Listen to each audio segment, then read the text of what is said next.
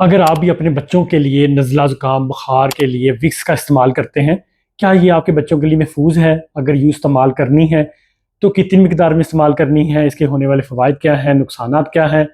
तो ये जानिए इस वीडियो में। This is me doctor Umar Farooq Shaikh, child specialist. आज की वीडियो साइंस और रेफरेंस बेस पे होगी।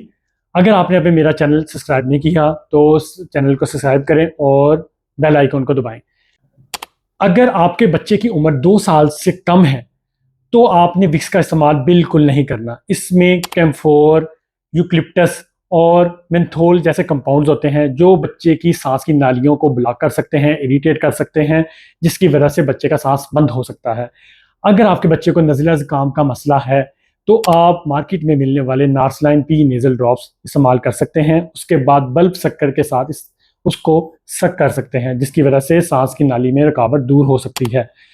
अगर आपके ऊपर प्रेशर बहुत ज़्यादा है, सोशल प्रेशर इस विक्स के इस्तेमाल का, तो आपने 2 साल से ज़्यादा उम्र के बच्चे पे इस्तेमाल करनी है। कोशिश करें इसकी थिन लेयर इस्तेमाल करें, चेस्ट और गले पे इस्तेमाल करें। इससे कूलिंग सेंसेशन पैदा होती है। याद रहे, इससे बीमारी ठीक नहीं होती। किन बातों का एहतियात करना है? आपने नाक के ऊपर नहीं लगाना। ऐसे बच्चों को इस्तेमाल नहीं करना जिनको स्किन की एलर्जी का मसला है। ऐसे बच्चों के लिए भी इज्तनाब करना है जिनको दमा या नाक की एलर्जी का मसला है।